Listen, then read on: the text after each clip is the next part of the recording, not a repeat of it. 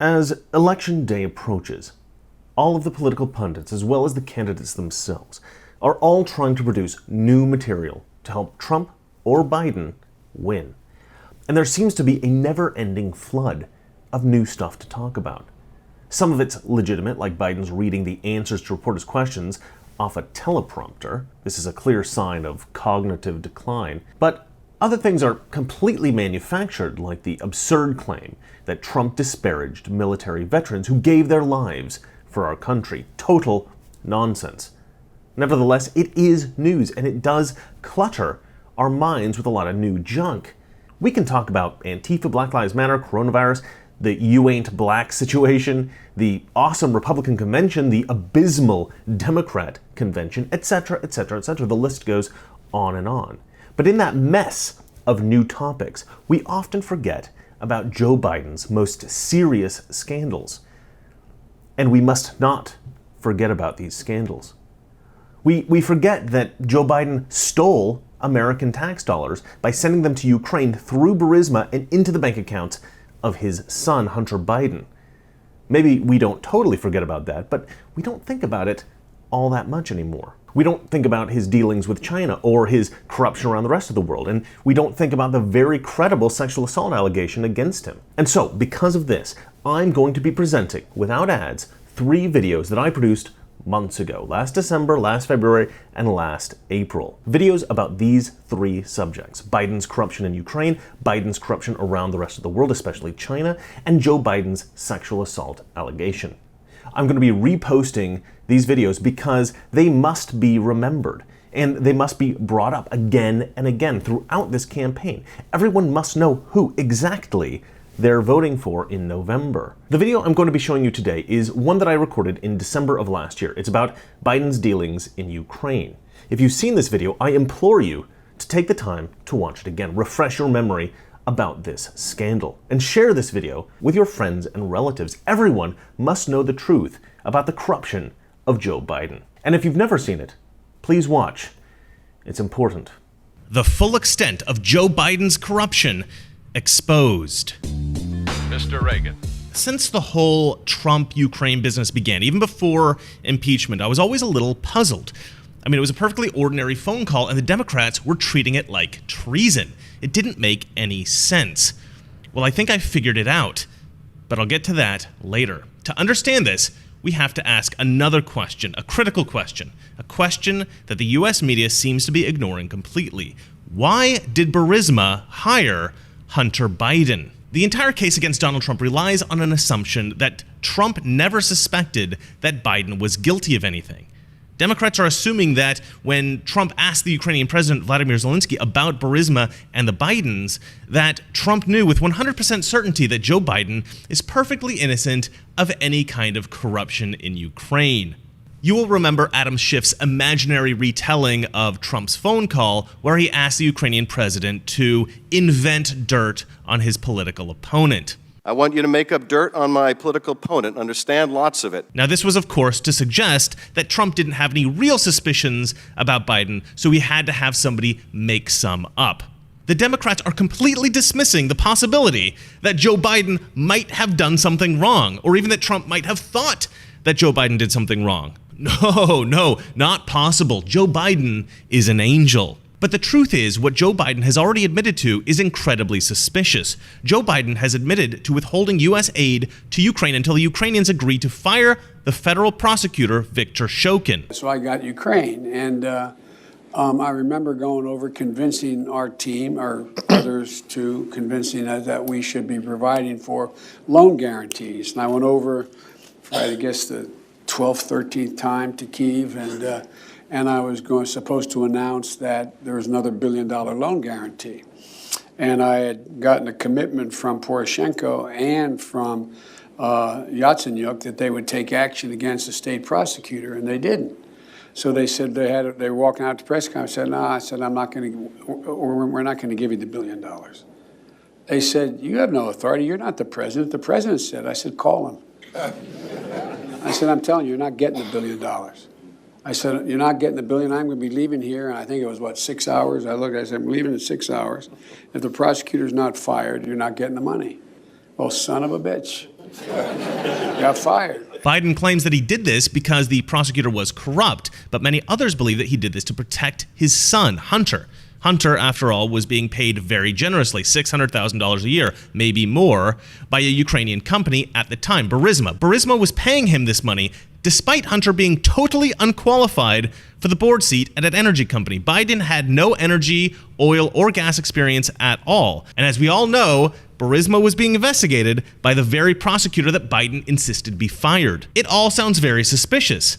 Biden withholds government aid to Ukraine until they fire a prosecutor who's investigating the company that his son sits on the board of, and we're supposed to believe that this is pure coincidence?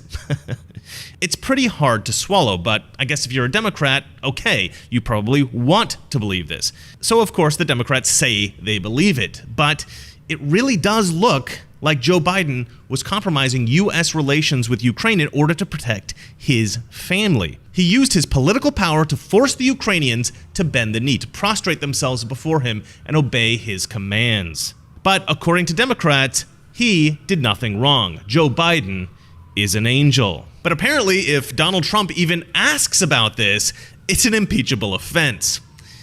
And it's that reaction, the impeachment of Trump over his looking into Burisma, that got me curious. Why is the Democrat beehive stirred up so furiously by this? Why have all the Democrats in D.C. lost their minds? So then I started thinking about Hunter and Burisma and Ukraine and Joe, and suddenly I had a staggering hypothesis materialize in my mind. Everybody has been working under the assumption that Burisma hired Hunter Biden for access to Joe Biden. Access. Now, why would Burisma need access to Joe Biden? Well, we'll get to that later, but they wouldn't. It turns out that hiring Hunter Biden in order to gain access and hopefully to influence Joe Biden would not have been particularly helpful to Burisma at the time he was hired. So the natural question then arises, why did they hire an utterly unqualified son of the vice president? Peter Schweitzer hypothesizes in his book, Secret Empires, that Hunter Biden gave legitimacy to Burisma. Burisma is an utterly corrupt energy company, a business that might be better described as a criminal enterprise. And although Peter Schweitzer is kind of right, I mean, he is the son of the vice president, Hunter had been kicked out of the military for using cocaine just before he was hired on at Burisma, so he wouldn't have been that valuable, at least not for providing the business with legitimacy. Furthermore, paying somebody $600,000 a year to appear respectable might be a valuable investment for Shell or BP, but not like an essentially criminal enterprise. What this looks like to me is a cover. If you're paying off a public figure for a shady deal and you want to fake hire them in order to cover up your corruption, pretending that they were hired on to add legitimacy to your company is a great way to do that. And also, maybe it can help add legitimacy to your company, bonus. But with Burisma, there doesn't seem to be much, if any, benefit to appearing to be legitimate. No, I do not believe that this is why Hunter was hired. As I said, I recently developed my own hypothesis, but this hypothesis would rely on a few supporting facts if it were to be true. So to find out, I wrote a buddy of mine on Twitter, a buddy with a knack for digging up old documents. On Twitter, he goes by the name Dick Jackman, and I must thank him for helping me figure all this out. If you want to see a lot of dirt on AOC, Zach Exley, Joe Biden, and the entirety of the progressive wing of the Democrat Party, follow the man on Twitter. He's an astonishingly good source. My initial hypothesis was that maybe Joe Biden had some inside information as to what companies might benefit from U.S. aid to Ukraine, and so he tipped off his son, maybe steering him toward Burisma, a company he knew was about to benefit hugely from some foreign aid. But this is not what we found. What we uncovered was much, much worse than that. This is old school political corruption of the first order. Schiff tries to paint Trump as a mafia boss. Of course, that's nonsense. But this Biden situation, this is legit full-on mafia stuff. So it turns out not only was Biden somewhat involved with Ukraine in 2014 when Hunter was hired on at Burisma, Joe Biden was actually in charge of financial aid negotiations between the U.S. and Ukraine. He was in charge of negotiating the conditions of billions of dollars of U.S. aid to Ukraine in 2014, precisely the same time that Hunter got that job. Now, let me break down the timeline here so the full weight of Biden's corruption is made absolutely clear. In 2013, Joe Biden was negotiating the conditions upon which the U.S. would be willing to guarantee tens of billions of dollars in loan guarantees to Ukraine. Now, a lot of these loans were earmarked to help Ukraine develop their natural gas industry. Ukraine has a lot of natural gas reserves, but they import like 80% of their natural gas, which is a little bit weird. I mean, it has a lot to do with their relationship with Russia. The theory went that because Ukraine was dependent on natural gas, specifically natural gas from Russia, right, that Russia had all this influence on Ukraine. And it's true, it was a massive problem. Dependence on Russia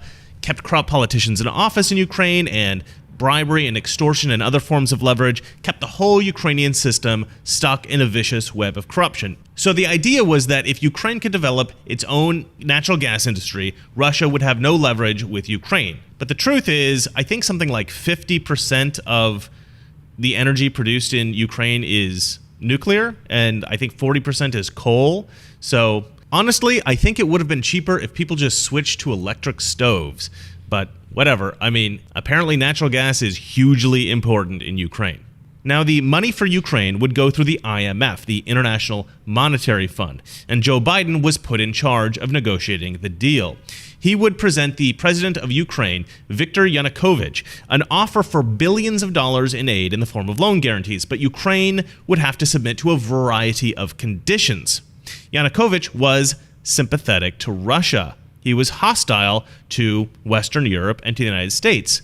He declined the offer. According to the news agency Interfax, Yanukovych said specifically, "I had a conversation with U.S. President Joe Biden, who told me that the issue of the IMF loan had almost been resolved, but I told him that if the conditions remained, we would not need such loans." Soon after this, in February of 2014, there was a revolution in Ukraine. This was known as the Euromaidan protests, and Yanukovych was forcibly removed from office. On May 25th, 2014, another president was elected to office. Elected.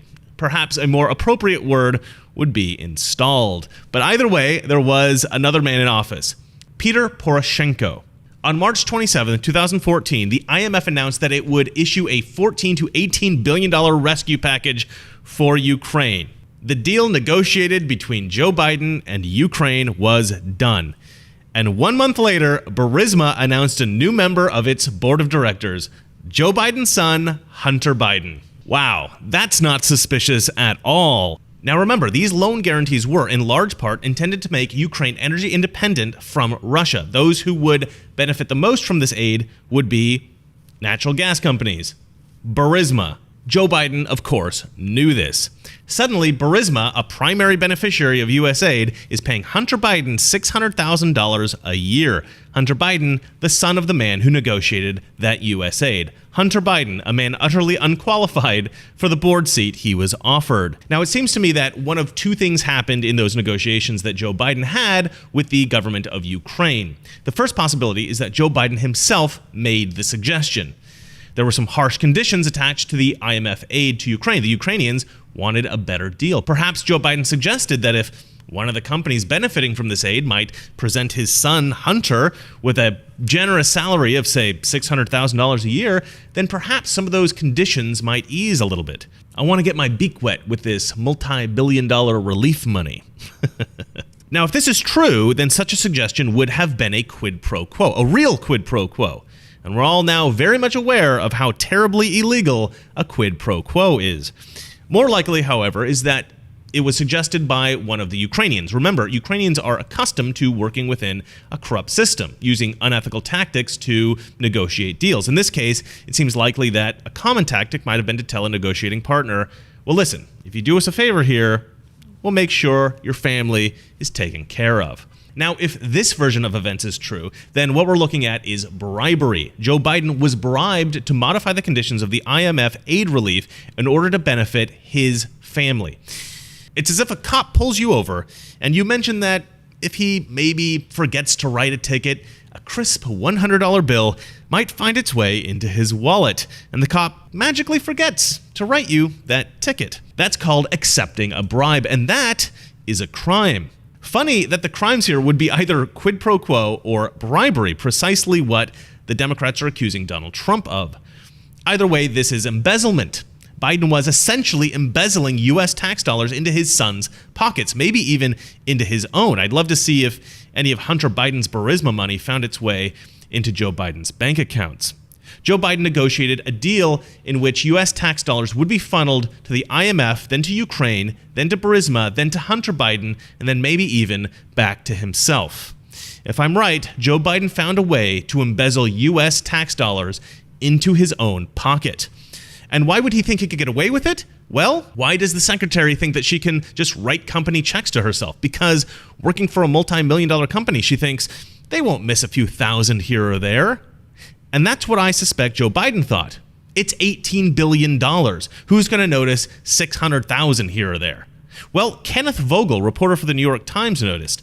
Thanks, Kenneth Vogel. Now, it's always been assumed that Burisma merely wanted access to Joe Biden, and that's why they hired Hunter. I mentioned this earlier in the video, but now I think it's time that we looked into the details of why this makes no sense. As we know, Joe Biden was already the chief negotiator between the U.S. and Ukraine, and the money was already going to be directed toward natural gas companies. So the next obvious question is, which natural gas company? The truth is, Burisma would almost certainly have gotten a big piece of the pie, if not all of it, with or without hiring Hunter Biden. You see, Burisma is owned by this man, Mykola Zlochevsky. Besides owning Burisma, Zlochevsky is a corrupt Ukrainian politician. Zlochevsky was, at the time, woven into the fabric of the Ukrainian federal government. Burisma was the inevitable beneficiary of a lot of Joe Biden's aid money. So it was in Zlochevsky's interest to get the best deal possible for Ukraine. In fact, it was probably Zlochevsky's idea originally to bribe Joe Biden. But maybe not, because it might have also been the idea of another corrupt Ukrainian, a far more dangerous one. This man, Igor Kolomoisky. Igor Kolomoisky is the third richest man in Ukraine, probably the second richest actually, because as you'll see, he's got a couple of bucks stashed away under the mattress. Igor Kolomoisky is one of the most feared men in Ukraine. He's a known murderer, thief, and con man. In December 2016, his bank, called Privatbank, was seized by the Ukrainian government because basically it was stealing money from its customers. The decision for the seizure was made by this woman, Valeria Gontaryova. Why is she in a wheelchair? Because as revenge for seizing his bank, Igor Kolomoisky had one of his henchmen run her over in a car. He then had her house burned to the ground. Yeah, this guy is a full-on Bond villain. In his office in Ukraine, he has, no joke, a giant aquarium filled with sharks. And he has a remote control on his desk, all right, where he can push a button and it'll drop crawdad meat into the shark tank, right? And the sharks will go and attack it. I mentioned the name Igor Kolomoisky to my girlfriend. She goes, "Oh, yes, I know all about Igor Kolomoisky. Looks like Santa Claus." I'm like, yeah, he's evil Santa Claus. He is the Bond villain, evil Santa Claus. That's what he is. It's mental. Okay, my God. All right, it just gets crazier. Igor Kolomoisky gained his fortune by hiring mercenaries to take over businesses at gunpoint. This is called raiding in Ukraine, and apparently it's relatively common. I asked my girlfriend about it. She goes, "Oh, yeah. Raid. It's the same word in Russian." So when you hear that Ukraine is a corrupt country, maybe this will give you some idea of what exactly that means. Kolomoisky is by far the most successful raider oligarch, and as it turns out, Zlochevsky's company Burisma is actually under the control of Igor Kolomoisky. So when Joe Biden got Hunter his job, he wasn't just negotiating with the Ukrainian officials and the owner of Burisma, Mykola Zlochevsky, but also this lunatic, Igor Kolomoisky. But the original owner, Zlochevsky, is still in name the head of Burisma. So if Burisma were ever to be investigated for illegal activity, for instance, it would be Zlochevsky that would be on the hook in Ukraine. So when Joe Biden forced the Ukrainian government to fire the prosecutor general, Viktor Shokin, and effectively stop the investigation into Burisma, it was Mykola Zlochevsky that Biden ended up protecting. But if I'm right about this, Protecting Mykola Zlochevsky was merely an unintended consequence of Biden's infamous little quid pro quo. You see, if Viktor Shokin had proceeded with his investigation into Burisma, he would have eventually uncovered the deal that was struck with Joe Biden to funnel money to his son. Joe Biden would have been ruined, his career over, probably prosecuted here in the US, maybe even imprisoned. So as far as Joe Biden was concerned, Viktor Shokin had to go. Throughout this impeachment circus, we've been under the assumption that Biden was trying to protect his son from Shokin. No, Biden was protecting himself. In May of this year, there was yet another presidential election in Ukraine, and a shockingly unexpected winner emerged, a famous TV comedian. Vladimir Zelensky won the election and took over the government, promising to finally rid the country of corruption. In the wake of this election, Mykola Zlochevsky, the owner of Burisma, disappeared. The former oligarch and head of Burisma is suspected by Ukrainian police of, quote, theft of government funds on an especially large scale. But the truth is, Zlochevsky is probably just the fall guy. The man who's actually guilty of, quote, theft of government funds on an especially large scale is almost certainly Igor Kolomoisky. And this man, Kolomoisky, remember, is the man who hired Hunter Biden. Unlike Zlochevsky, Igor Kolomoisky has not gone into hiding. In fact, it's speculated that since the election of Vladimir Zelensky, Kolomoisky has become the de facto dictator of Ukraine. You know how I said that before Vladimir Zelensky became president, he was this famous Ukrainian comedian? Well, the television network upon which Vladimir Zelensky performed, this television network was owned by, that's right, the Bond villain himself, evil Santa Claus, Igor Kolomoisky. Some believe that it was Kolomoisky's plan all along to get Vladimir Zelensky elected as a puppet president and control the country through him. Now, I don't know if that's true, but it seems plausible. I'd like to think that Zelensky is his own man, incorruptible, and he will eventually clean up Ukraine, but I fear that if Kolomoisky didn't control Zelensky from the start, he more than likely controls him now. The truth is, we probably shouldn't be giving relief aid to Ukraine at all. It's probably just going to be stolen by the corrupt oligarchs like Kolomoisky again and again and again. Speaking of, I forgot to mention something. Of the billions in relief aid that have gone to Ukraine because of Joe Biden's negotiations, at least 1.8 billion was stolen by Kolomoisky, right out of his own bank. The money was traced by a Ukrainian watchdog group known as Nashi Groshi. The money, as I said, was being kept at Kolomoisky's bank, Privatbank. And after being shuffled around in various offshore accounts, and then through the creative use of some fake orders for goods, the money somehow disappeared. That's US tax dollars, remember, and Joe Biden facilitated that theft. I mean, look, maybe the Bidens are totally innocent. Maybe Joe Biden was just so stupid that he accidentally facilitated the theft of 1.8 billion in US taxpayer dollars to a criminal Ukrainian oligarch. And maybe Hunter Biden just happened to end up working for that same Ukrainian oligarch, making a reported $600,000 a year, but probably more. But no.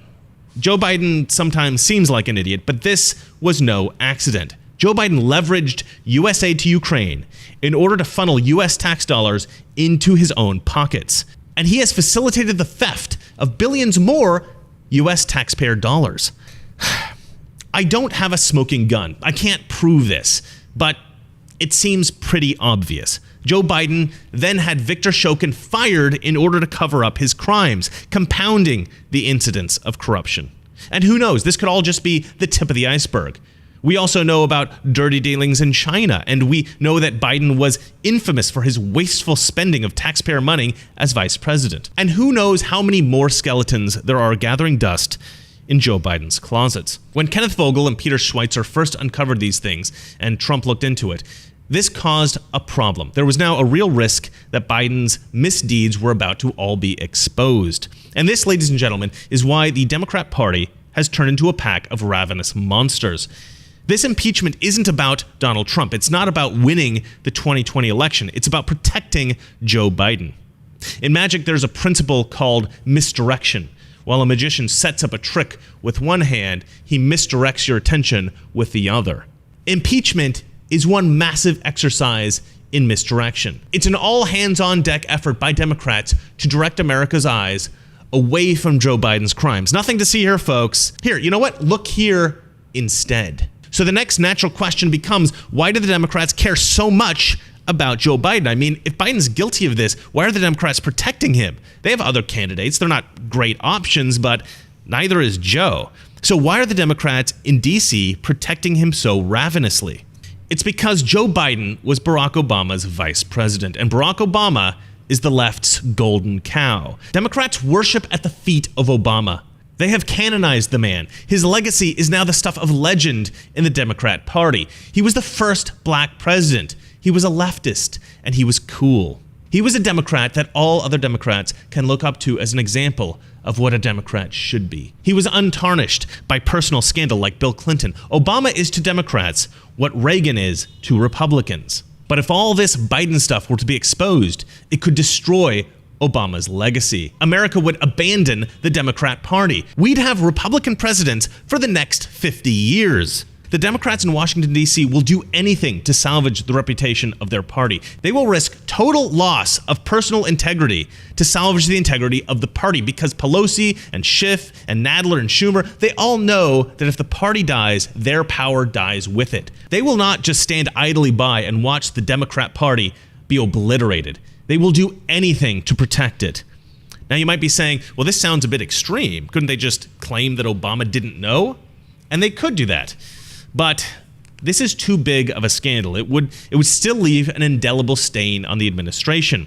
If Obama's vice president accepted a bribe from a foreign government, embezzled U.S. taxpayer money, and facilitated the theft of 1.8 U.S. taxpayer dollars, the American public would lose all faith in the Democrat Party. And there's one more thing that I haven't told you about Biden's dealings with Ukraine. November 16th, 2017, Joe Biden's organization, the Penn Biden Center for Diplomacy and Global Engagement, posted this tweet. It's hard for a president to give absolute authority to a vice president. It takes a great deal of confidence for a president to say, you do Iraq, you do Ukraine, Joe. This was a direct quote from Joe Biden himself. Obama gave Biden absolute authority over U.S. foreign dealings with Ukraine. Absolute authority. That's unprecedented. A vice president having absolute authority over U.S. dealings with a foreign nation? Why would Obama do that? You've got to remember, Obama came up in politics in Chicago. Chicago is notoriously the most corrupt city in America. In order to rise up in Chicago, Obama would have had to turn a blind eye to many a corrupt dealing. Obama was used to it.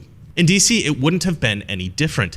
It makes sense that if Obama knew what Biden was doing, that he would want to divorce himself from Ukraine completely. He would want zero accountability. I believe that Obama wanted to eliminate the possibility that Biden's corruption could be traced back to him. Plausible deniability. And this is why I suspect that Obama gave Ukraine absolute authority. Here, if you want to be corrupt, it's all on you. You own this now. You do Ukraine. Obama knew. Before I go, I need to say that everything I've speculated here was built on the reporting of Kenneth Vogel of the New York Times and Peter Schweitzer, who wrote this book right here, Secret Empires. If you don't have it, get it. The value of Vogel and Schweitzer's reporting cannot be overstated. Well, that's it for me. Good night. I hope I don't get kicked off YouTube for this. If I get kicked off of YouTube, then you know this is all true. I think they would only kick me off if they get a phone call from Joe Biden or something like that. Well, hopefully this goes viral. Those who would trade our freedom for the soup kitchen of the welfare state have told us they have a utopian solution of peace without victory. They call their policy accommodation. This is the issue of this election. Whether we believe in our capacity for self-government or whether we abandon the American Revolution and confess that a little intellectual elite in a far distant capital can plan our lives for us better than we can plan them ourselves.